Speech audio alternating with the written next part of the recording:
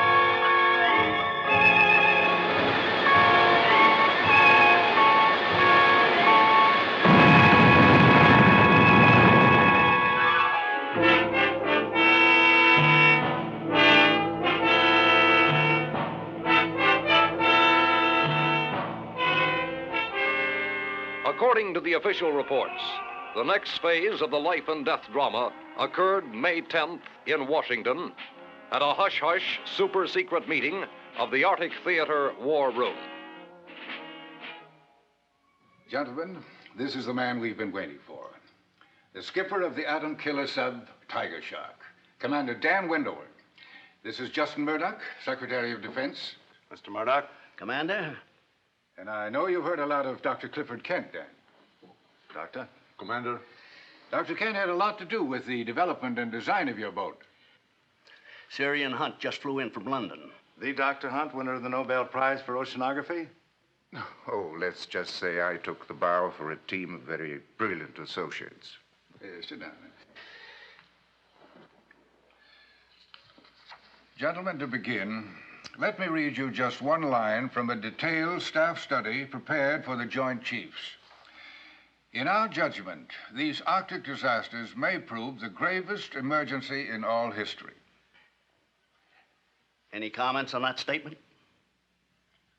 A bit fanciful, isn't it, sir? Possibly. Let me read you a partial list of observed phenomena. Destruction of 4 surface vessels, largest 10,000 tons. Radioactivity in Arctic waters, floe ice, and bergs. Peculiar television images preceding each distress call. 7 polar atom subs vanished without a trace.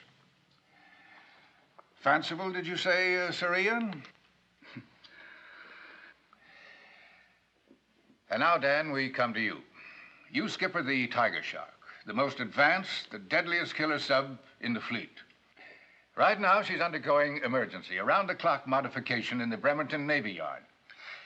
The orders call for special observation and testing instruments here, removal of all but 2 atomic torpedoes, special launching equipment for water-to-air ballistic missiles, and a special escape hatch in the keel for the lungfish. The lungfish? Yes, a deep exploration device, sort of an animated diving bell. The mission of the Tiger Shark is to hunt down and identify the cause of these Arctic disasters. If humanly possible, you will remove it.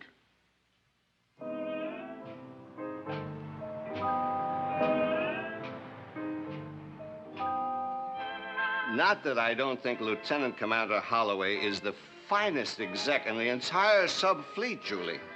And not that he isn't the best friend that I have. Come on, Dave. You talk too much. Now, be quiet, little mother. I feel behooved to warn you, our friend Reef is no less than the #1 howl in the entire sub-wolf pack. Nuclear-powered. And when it comes to women, well, he has got a built-in sonar detector that... Dave, you know you're exaggerating, old buddy. You know it? Yes, you are. You know, on most boats, a certain loyalty exists between the exec and his navigation and firing officer. But in the case of Lieutenant David Milburn of the Tiger Shark and myself... But she's a nice girl. I've seen you work. I think she deserves a fighting chance. Helen, I appeal to you. Dave, look at me.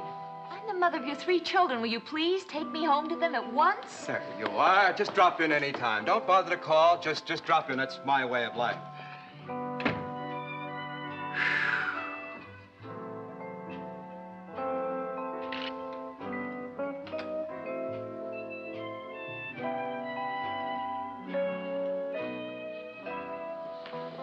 Dave is exaggerating, you know.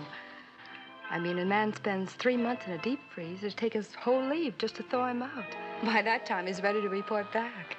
It won't take me long to defrost. Not around you.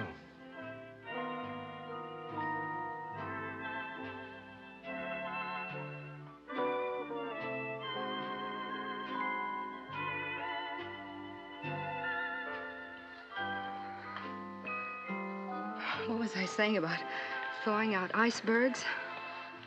Yeah, you never can tell about icebergs. Only show 1/9 above water. After that kiss, I'd say that's about right. Do you feel anything? Are you kidding? No, I mean that this is just the beginning of something. That we didn't just meet accidentally. Oh, that's original. Doesn't the next chorus go something like, let's not waste one precious golden moment. Any second, there could be a knock on the door and... Well, I've seen stranger things happen. It happens all the time to heroes on television, plays, motion pictures. The hero gets his leave canceled and she spends the rest of her life wishing that she'd... Oh, honey, let's not waste one precious moment then.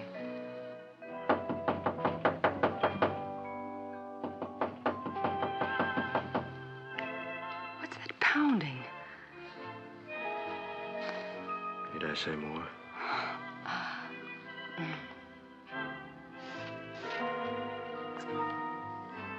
Reef, look.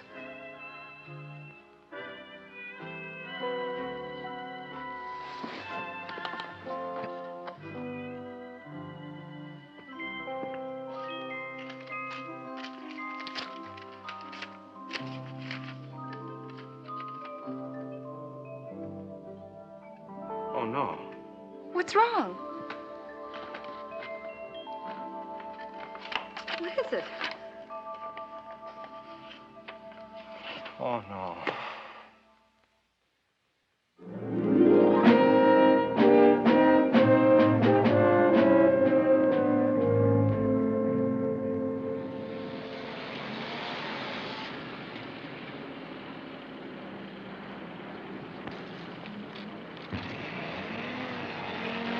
Reef!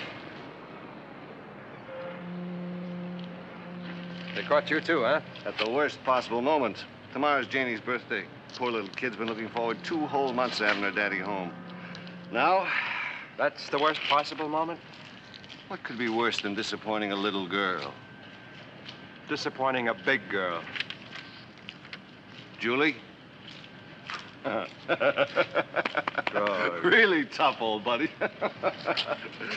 Oh, really tough.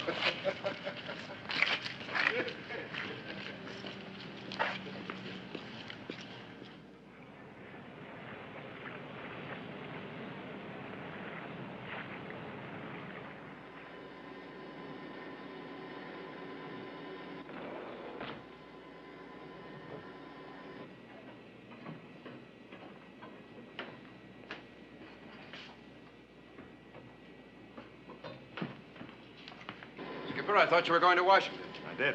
Just got back. Reef, I want you to meet a couple of our passengers, Sir Hunt and Dr. Clifford Kent. My exec, Commander Richard Holloway. Right, early, sir. Dr. Kent, met you before. Yes, indeed, Commander. You gentlemen are going with us. What for? We'll discuss that later. Roberts. Have Chief Griffin report to me as soon as the crew's aboard. Yes, sir. Watkins, Yes, sir. will you show these gentlemen their quarters? Aye, aye, sir. This way. Oh, sorry you had to cut your leave short. Yeah. Come at the wrong time?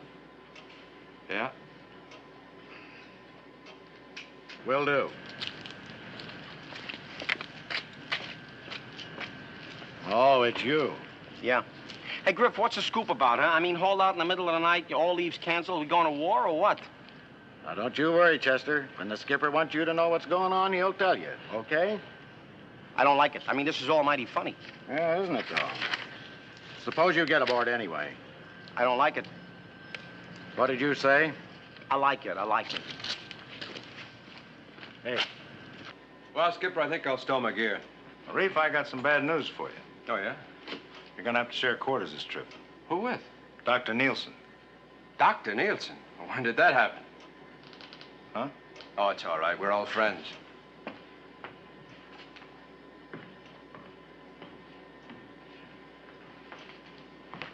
Dave, stand by to shove off as soon as Grif reports the crew aboard. Right, Skipper. Well, looks like we're going to share quarters, Skipper. Been a long... Carl. You? Oh, of course. I should have suspected when I heard that doctor. I thought it was your father. It was supposed to be. Dad had a heart attack 2 days ago. He what? It was mild. It'll be all right, but it was out of the question his coming along. And they thought you could replace the skipper, huh? Well, there was no choice.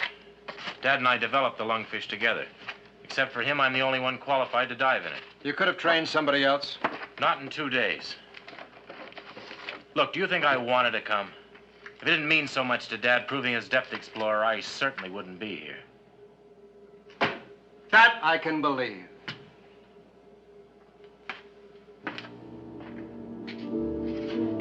The Tiger Shark left her dock at Bremerton at 0335 hours, the morning of May 11th, on what was to prove the strangest, most fearful voyage ever made by a submarine, atomic or otherwise.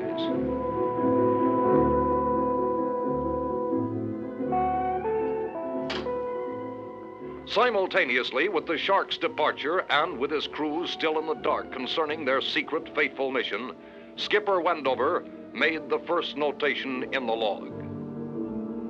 The men would remain unbriefed for 2 hours until the Tiger Shark cleared Puget Sound and was headed for open sea.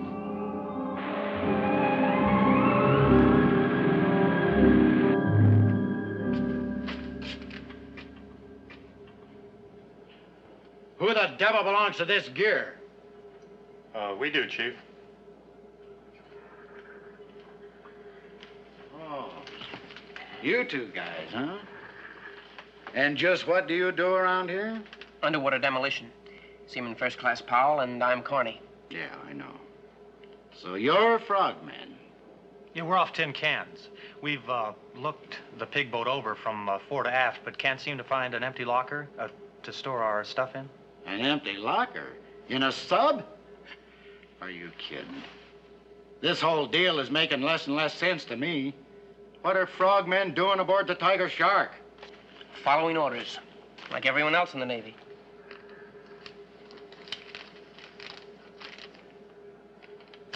Beats me. But orders are orders. Yeah, well, in the meantime, where do you want us to stash these gizmos? Come on.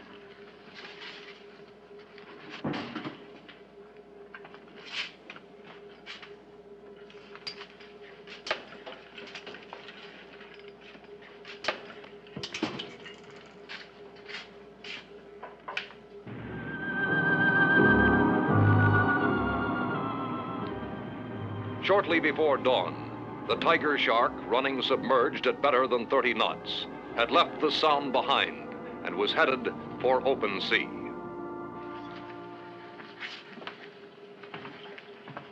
There are orders, Reef.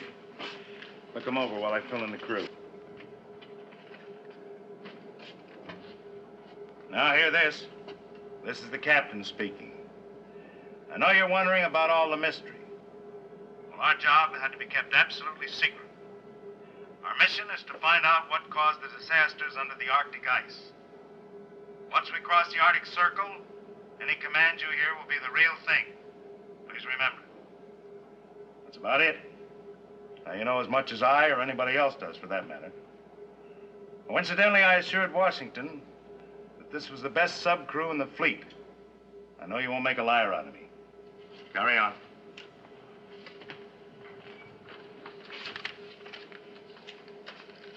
That's it.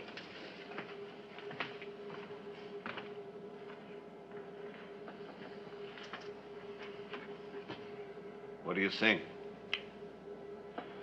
I think I should have joined the Air Force.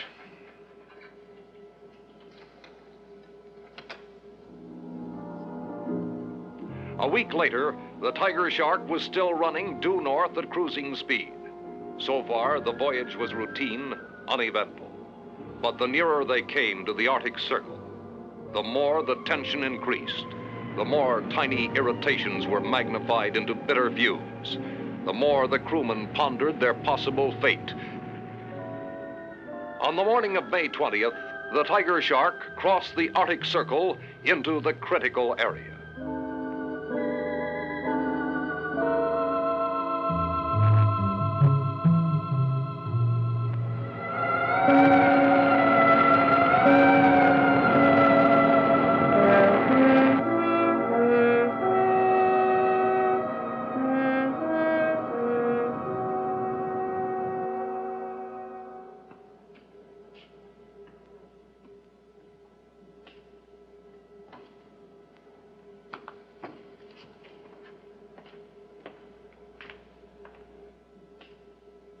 You're always asking me why I stay up, bachelor.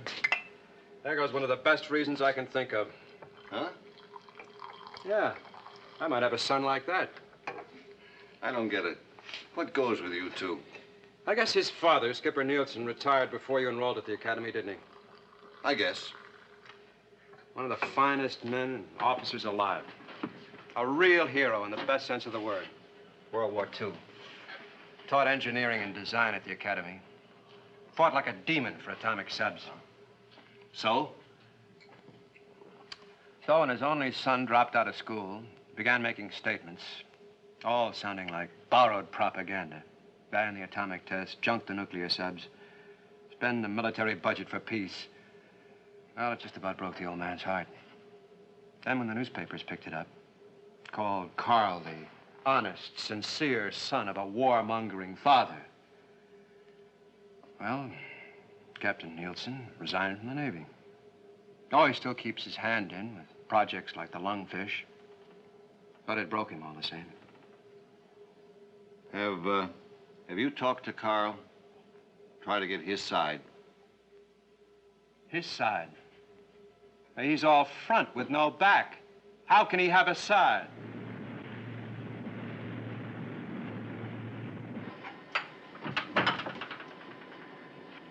Either of you men seen Dr. Neilson? He's in here, sir.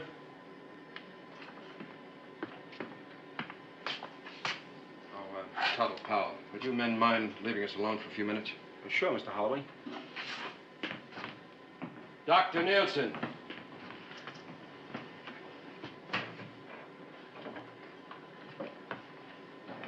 What is it? You are out. This came for you. My father? Dead? No, as a matter of fact, he's a lot better.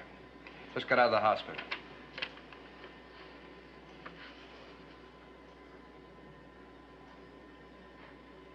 What did you mean I'm out? Your father can be in Nome, Alaska tomorrow. We have two choices. We can ask them to bring him out by helicopter and take you off, or we can put the Shark back into Nome. You trade school boys are all alike, aren't you? Anybody who doesn't think like a little gold-braided puppet is ipso facto a coward. You said it, I didn't. Well, wearing a uniform doesn't bestow an automatic monopoly on courage, Commander. It just so happens I'm not a coward, physical or mental. And before I'd risk my father's life. We're all risking our lives. That may be.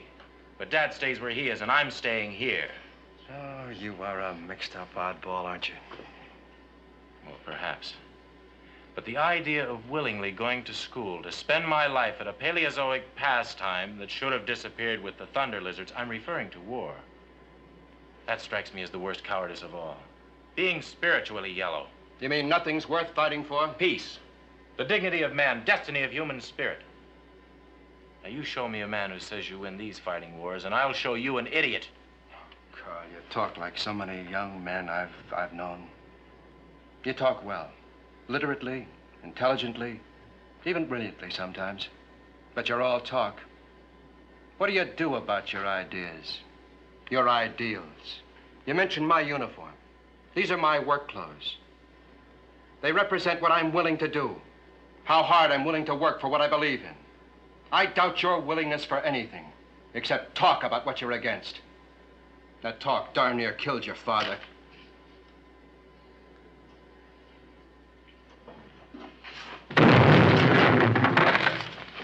Mr. Holloway to the con, please.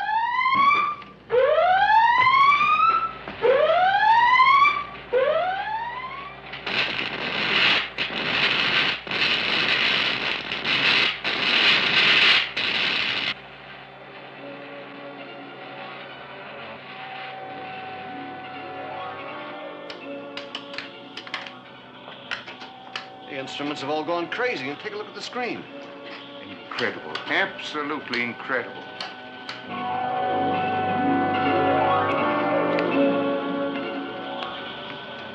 What hit it? Doesn't seem possible, but could it be an electric storm center? Underwater?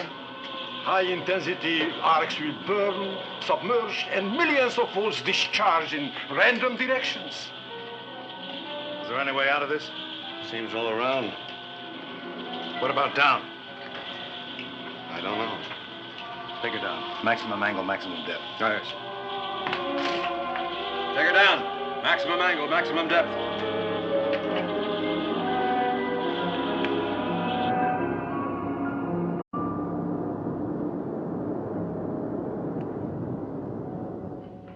Syrian has evolved a theory.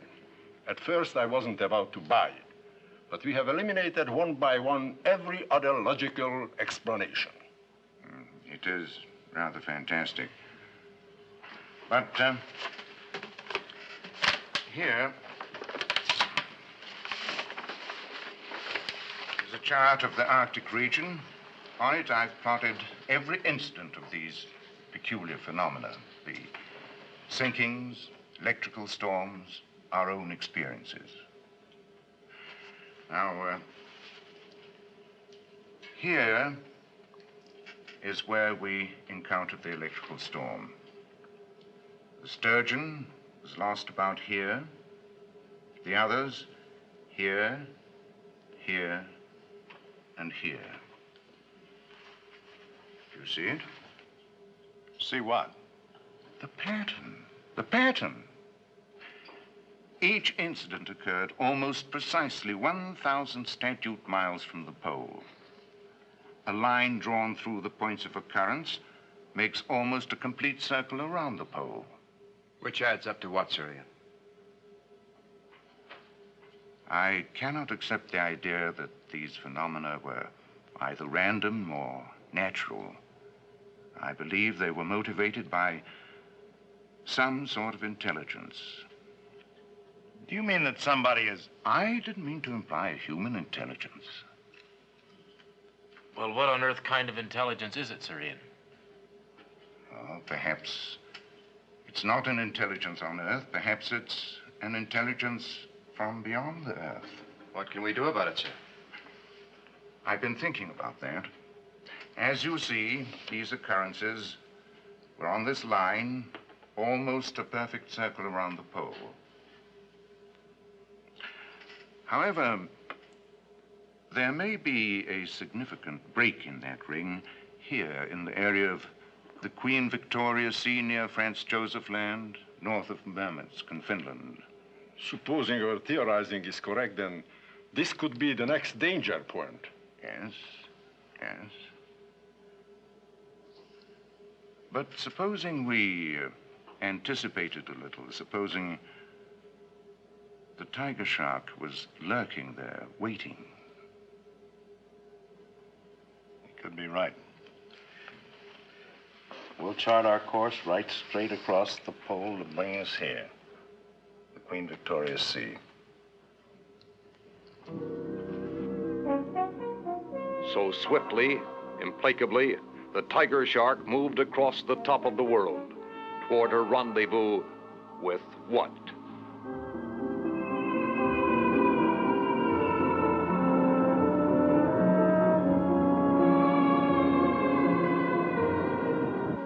We've been running due south along the 30th degree of longitude. By my reckoning, we should be about here, just short of our planned position. And that should be... just about the critical point if we're on the right track. Prepare to service flank speed. Prepare to surface. Flank speed.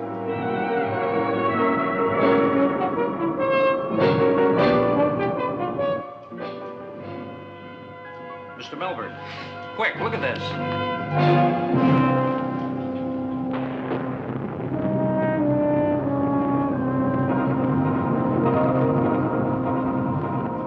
Skipper, Reef!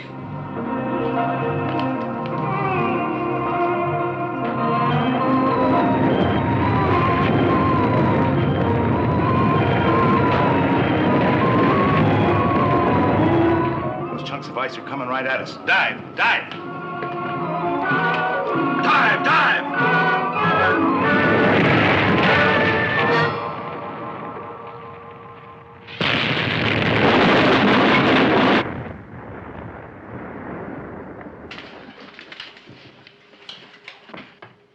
Determine extent of damage.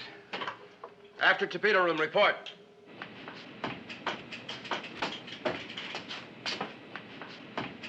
This is Grif, Captain. Moderate leak in overhead plates. Damage to main drive shaft housing. Forced to full stop. We're dead in the water. Captain?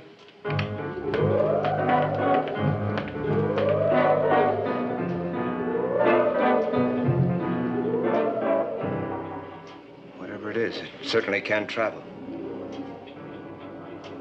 Course and speed. Speed about 22 knots. Course due north. Directly toward the pole. Are you two flounders about set? We're ready. Now try and remember you're not going out to rehearse a water ballet. We need a damage report. I never should have volunteered. If I had enough sense, I would have... Hey, look out for the sharks, huh?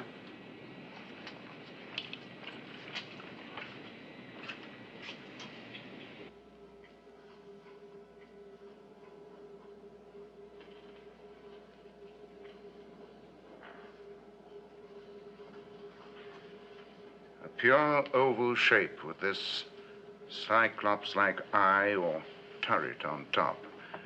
I'd estimate its diameter at, 300 feet. No discernible orifices. The eye of Cyclops. What did you say, Sir Ian? Just musing about our one-eyed adversary and the Homer legend. The Cyclops were the sons of heaven who forged the thunderbolts thrown by Zeus. Our own Cyclops throws quite a thunderbolt itself.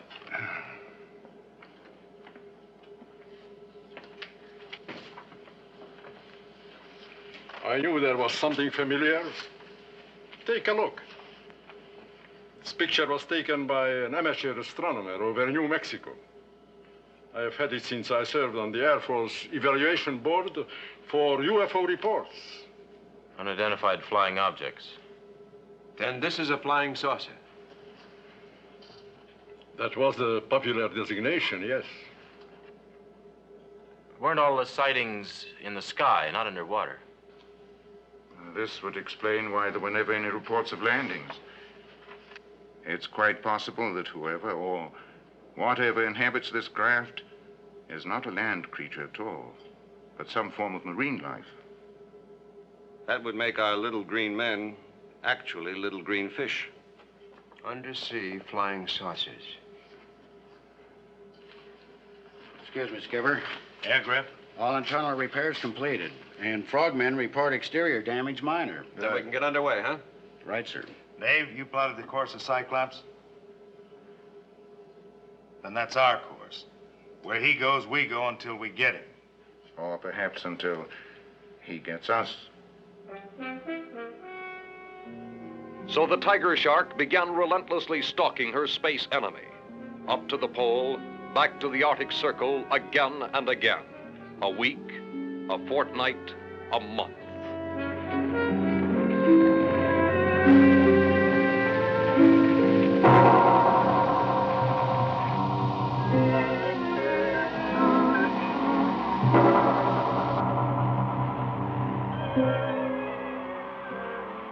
Never a glimpse of their enemy, but there were reports. New disasters, new ships and lives lost.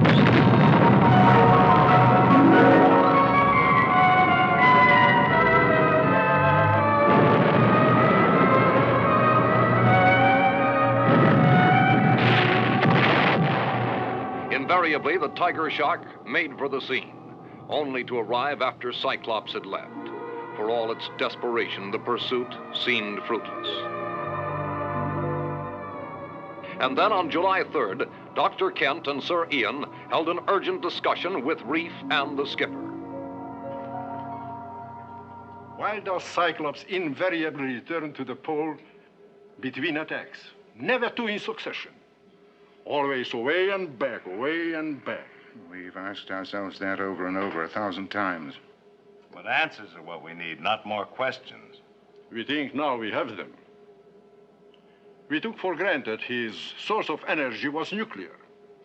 But suppose it isn't at all. What if it is magnetic? Yes. Yes. We harness energy on a small scale by cutting magnetic lines of force. Supposing Cyclops does it on a super scale. The North Pole is the positive end of the biggest magnet of all, the Earth itself. What you're getting at is that you think our saucer friend must return to the pole regularly to recharge his batteries. That may be oversimplifying it. But, Now, our present tactics are useless. But suppose we place ourselves between Cyclops and the pole. In such a way as to prevent him returning to the pole to, as you put it, recharge his batteries. If we are lucky enough to catch him with his power depleted. Then we polish him off with an atomic fish. We wait till the next report of trouble, and then we lie in wait for him, right in his path, and bushwhack him. Bushwhack? Yes, it's an American tactical expression. So, a change of tactics. Now, the tiger shark cruised almost over the North Pole, waiting for the radio report that would put the plan into effect. On July 13th, at 1600 hours, it came. We got it, Reef. Cyclops? Sounds like a distress signal from a small freighter between Ellesmere Island and Greenland. One Mayday, then nothing. Where's the skipper? Already in the con.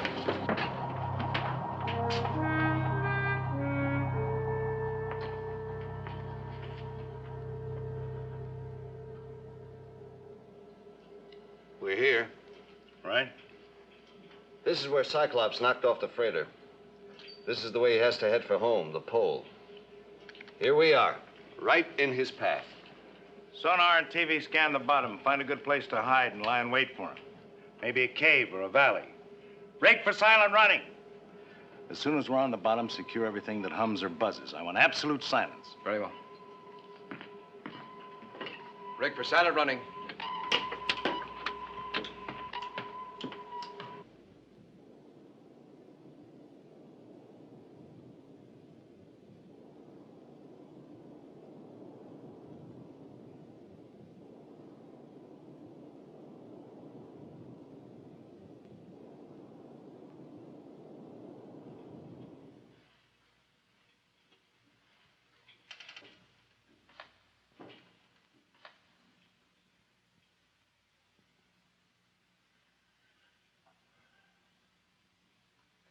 Hour upon hour, the tiger shark lay in its deep six ambush.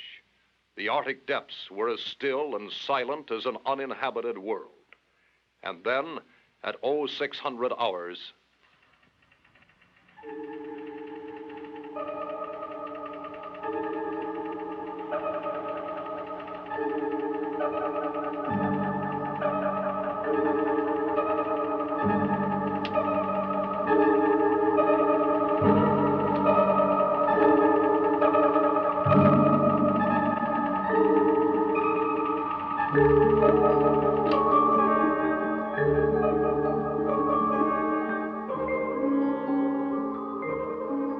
Skipper, Dr. Kent. What is it? That's him. Has to be. Range 22 miles. Speed, I give it 14 knots. His radiation level is very low. That would confirm our theory about having to return to the pole. Better be correct. Give me a setup on the TDC, range about 7 miles.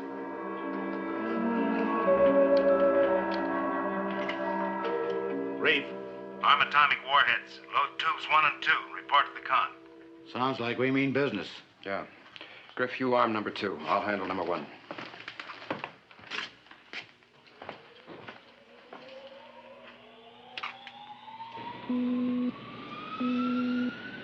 Load 1 and 2. Open outer doors. Stand by for action.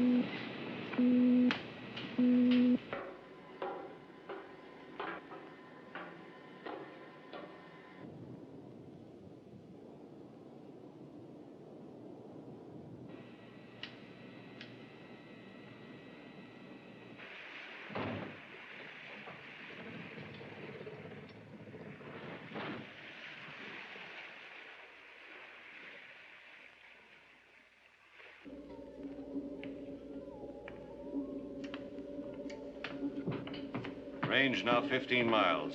You sure it's Cyclops? Take a look.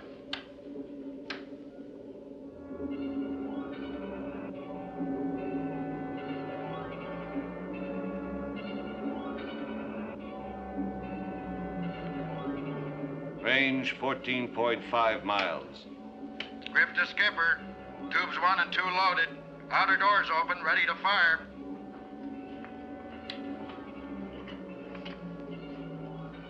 Stand by.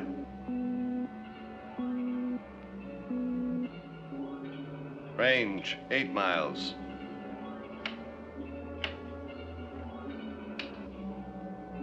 Range 7 3/4 miles.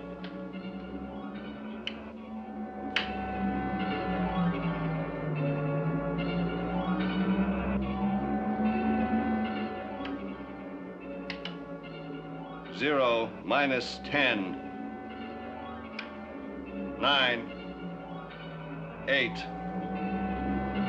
7, 6, 5, 4, 3, 2,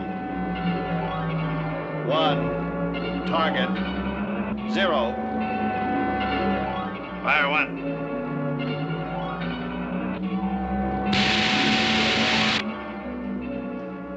Number 1 fired. Fire 2.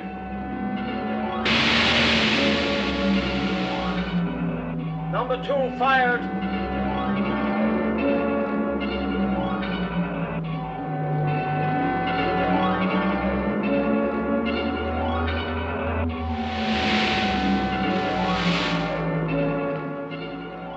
How are they running? Hot, straight, and normal. Number 1 missed. How could it? We're dead on the target with a homing fish.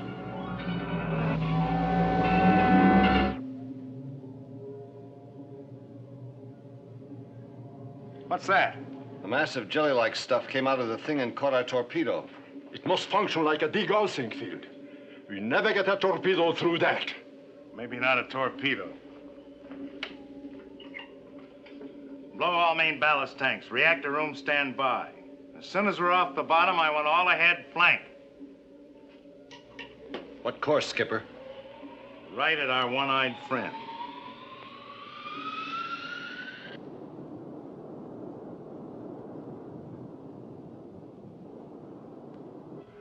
Right at him? That's what I said. But what can we accomplish? We can ram him.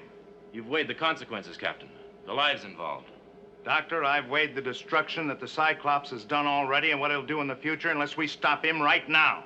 There must be some other means. What other means? If the tiger shark can't stop him, no power on Earth can.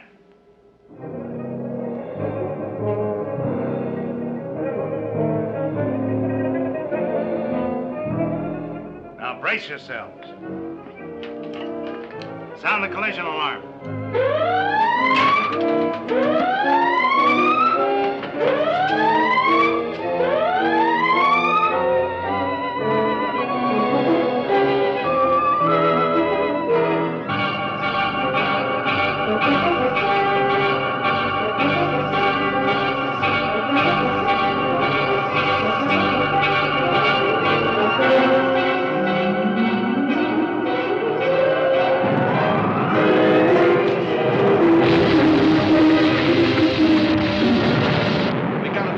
Drove right into him.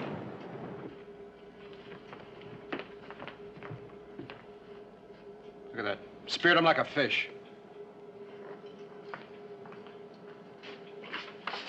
We did it, boys. Dove right through the saucer's side. Reactor room, give me all reverse, full.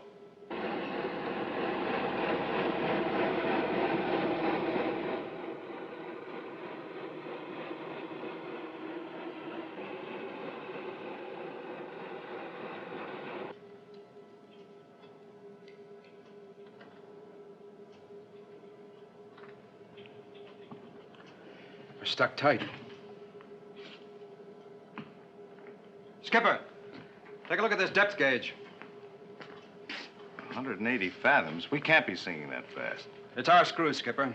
At our declination angle, running in reverse, they're pulling the shark and Cyclops right to the bottom. And we're at safe maximum depth already. Full stop. Full stop.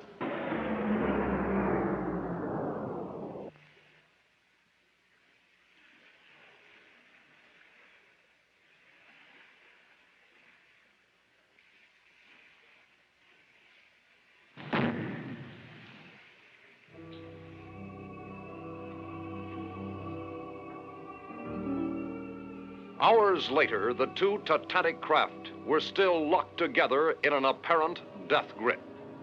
On the bottom of the Arctic Ocean, nearly 1,200 feet below the surface.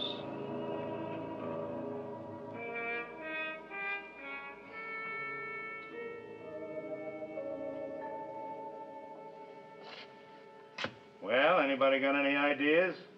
Anything's better than lying here. Suppose there's some kind of atmosphere inside the Cyclops. What do you mean? Well, maybe we could get inside the saucer. We could use our torches to cut the shark loose. That's all very well, young man. How would one go about getting inside Cyclops? Well, through the eye, using the depth explorer. Yes. The Explorer was built to operate at even greater depths.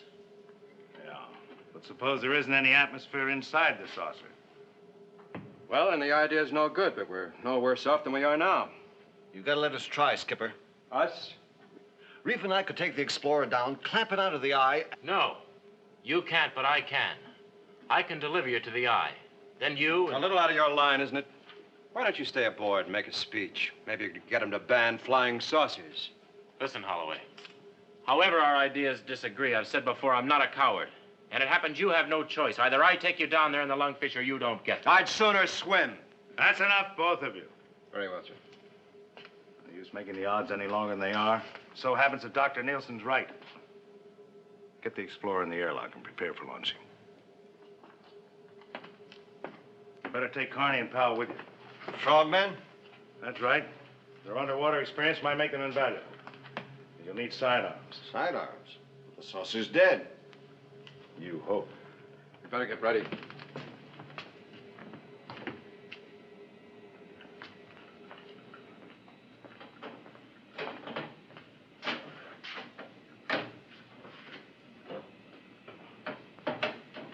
Girls, you go everywhere I go.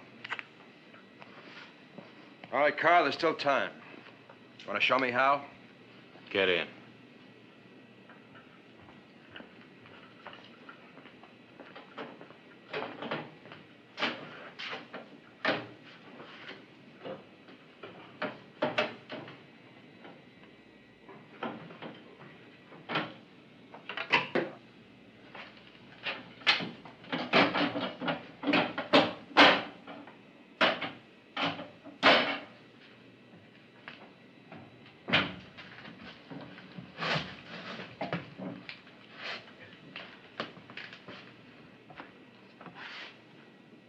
Ready to open airlock door, Captain. Go ahead, Grif.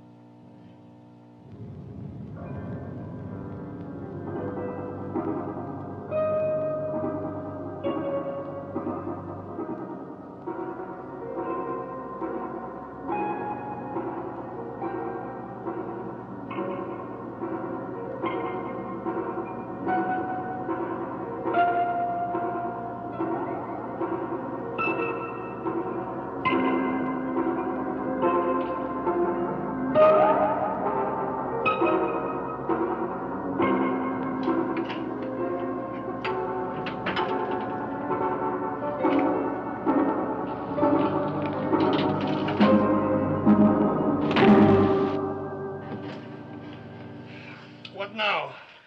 What do you say, Doctor? Shall we take a chance? That's what we came for. Well, you all stay here. I'm going to take a look inside. Not alone, you're not.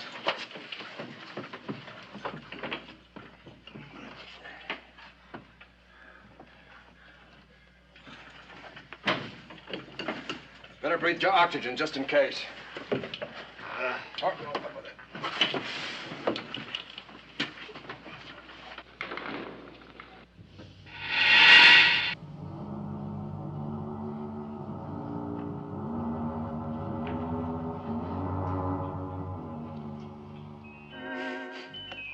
Air.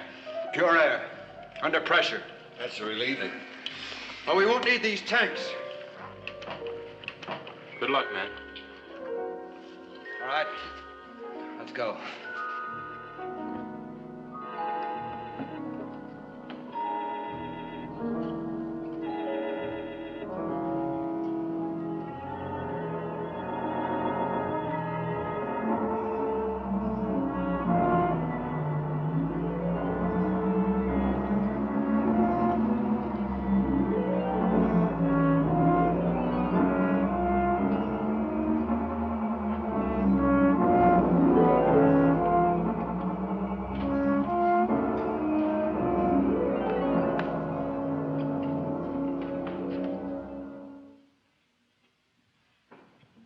Ball drove through her, but she sealed herself right up. Yeah. That's our problem. The saw teeth of the ram are caught in the break. Now, if we can cut it away, the shark can pull herself loose. I think you're right. Powell, go back to Dr. Neilson. Tell him to report to the skipper. All right, let's get to work.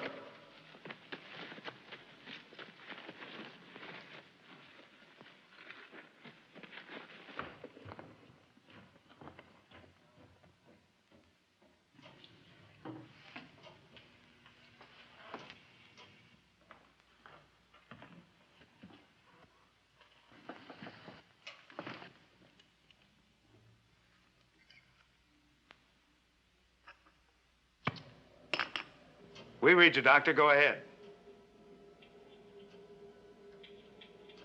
They're inside the Cyclops. It's full of breathable air. Wonderful. That's great, Doctor. Reef thinks that he can clear the shark's bow so we can pull ourselves loose. What's it like inside the Cyclops? This is a priceless opportunity to... Doctor, tell Reef to make sure that you're in the clear before we make another move. Right. Over. We may get out of this yet. Skipper, could you take a look here? What's wrong, Grif? The inertial navigation system must have been knocked out in the crash. We're dead in the water, but it indicates we're moving. That's impossible. The radiation level from the saucer, it's rising. What direction does the system indicate? Due north at 5 knots. Oh, 6. Toward the pole. But that Cyclops is dead. We killed it, didn't we? Beats me.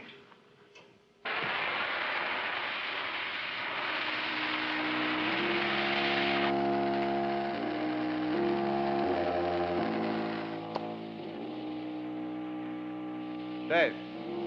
Yeah? Do you hear anything? I don't hear anything. You've been down here too long. You better go topside and rest. Strange you don't hear it.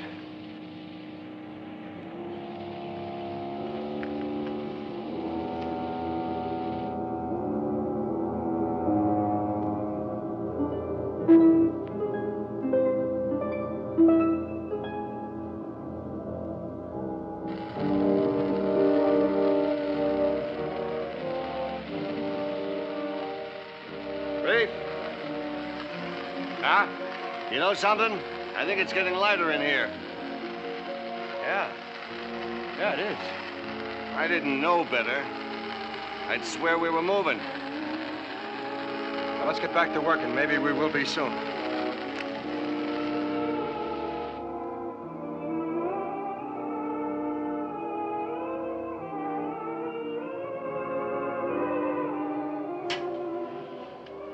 I'm getting an impression of movement, Captain. Is that possible? We get the same reaction up here. Now they're feeling it down below. The radiation level constantly rising. As we near the pole. It's got to be an explanation. I think there is. I believe our friend Cyclops is returning to life.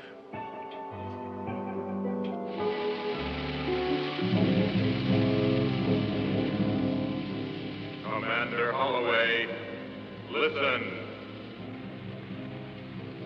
Dave. Commander Holloway, make no resistance. Did you hear it? That sound again? This time there was a voice. It called my name. Look, why don't you go topside? You will see that avails nothing.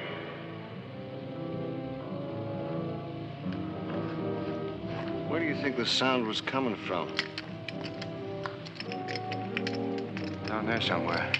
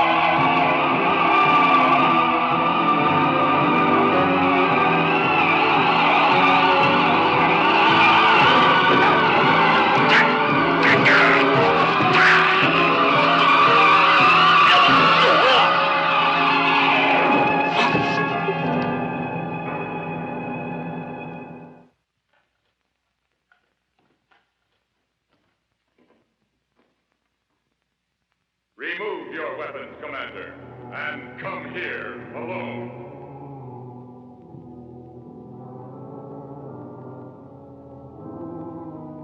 Come where? To me, here. That voice again? It wants me to go alone. Oh, it does it? You better stay here.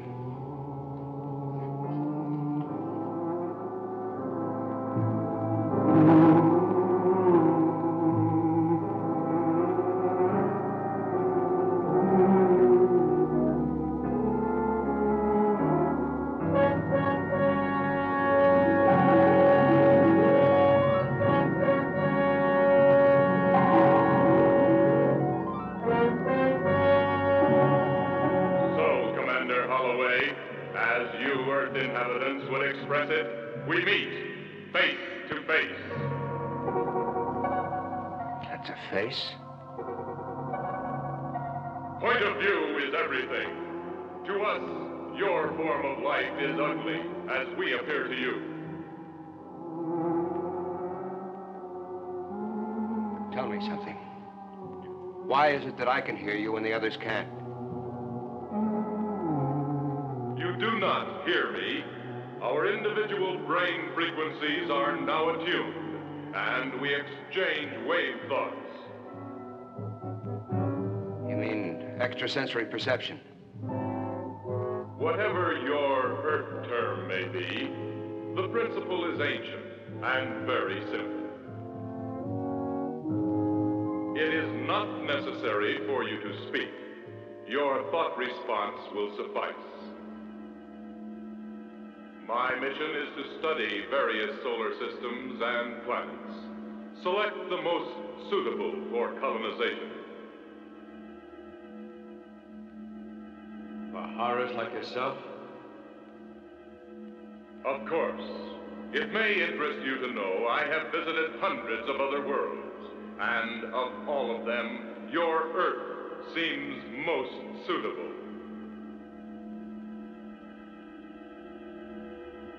Swell.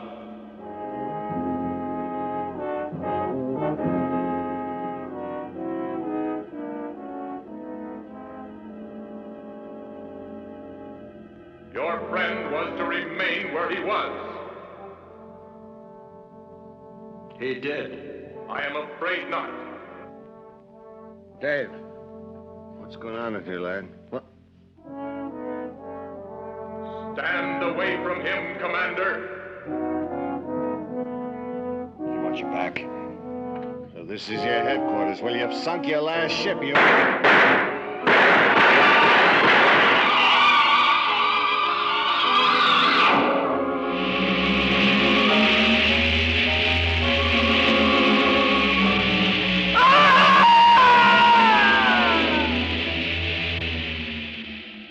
Why not me? What am I, the closing act? On the contrary, I want you unharmed, perfect. Why? I have selected you to return with me along with several other specimens for study. We will examine you and the others, discover desirable features to incorporate in our Earth colonizers.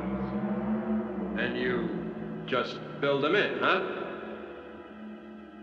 Of course. Evolution is much too slow a process. On Earth, you build with inanimate material. We employ living tissue. This space vehicle, for example. It is a living thing. When damaged, you would say wounded. It immediately heals itself. Oh, that's why no water leaked inside when we rammed you. Of course. But it is time to begin the return voyage. To navigate, won't you have to see your way? Obviously. Copy, Russ!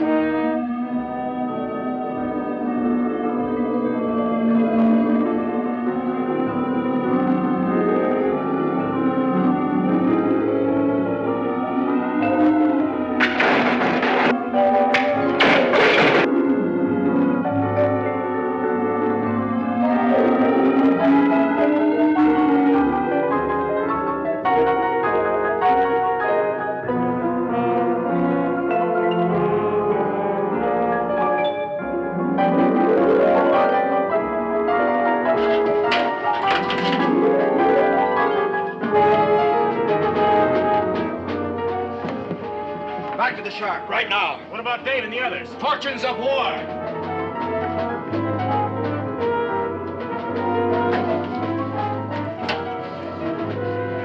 Skipper, this is Reef from the Duck Explorer.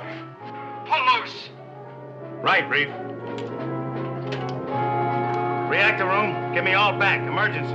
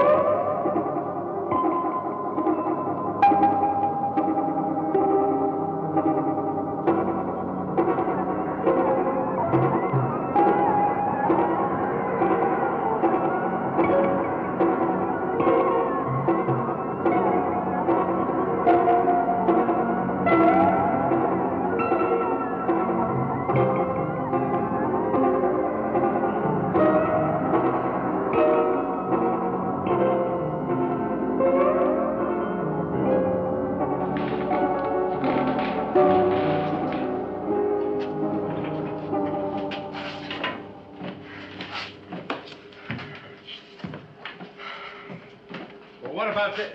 Skipper, we didn't kill it. And if that thing ever gets back to where it came from, the Earth is doomed and everybody on it.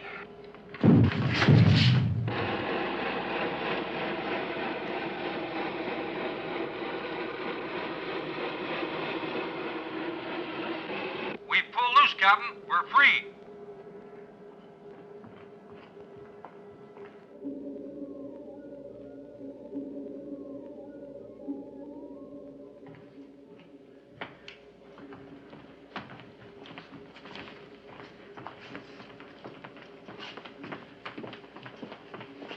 There it goes.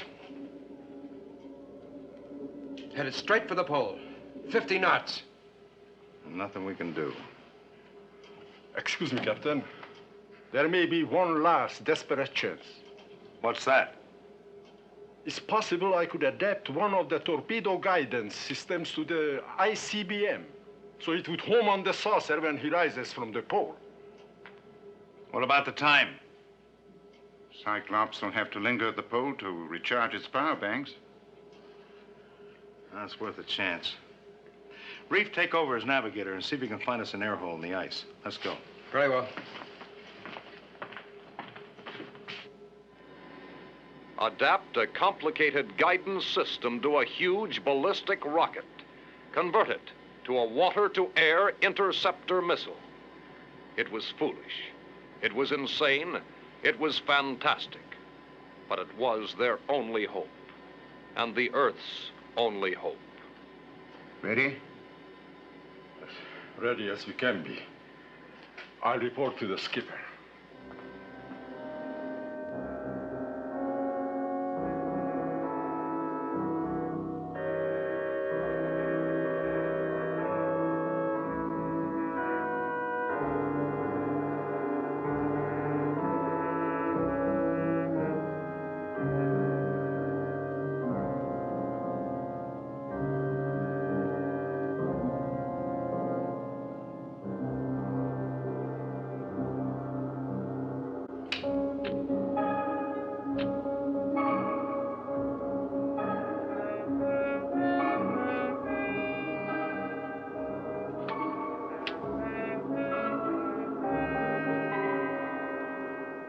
Skipper, we found our hole in the ice. What's the corrected bearing of the magnetic pole? 357 degrees.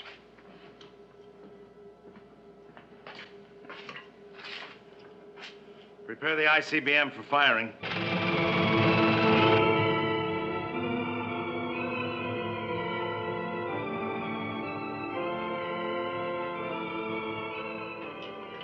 Well, that's about all we can do until our space friend decides to blast off.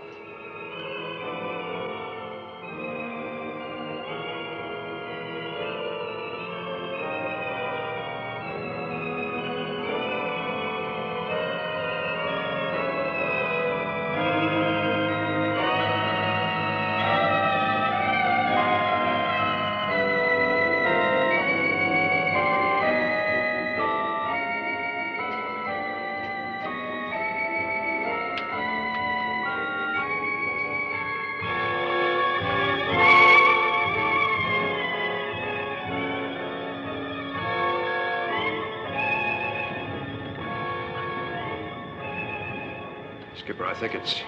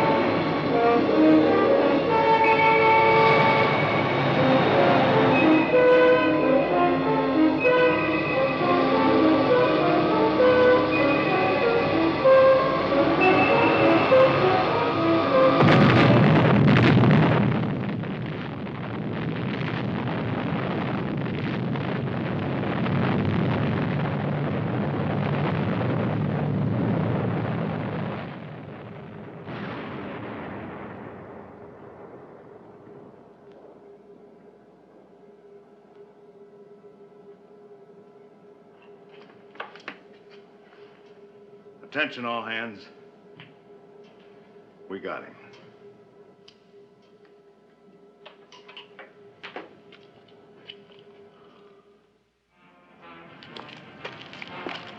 Cigarette?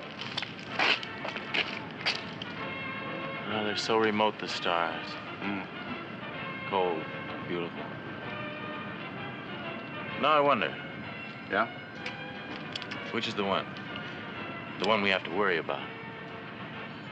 Well, we have enough ills here to worry about, but maybe, just maybe, when their ship doesn't return, they'll decide not to come here after all. But if they do? I don't know. No, I wouldn't worry.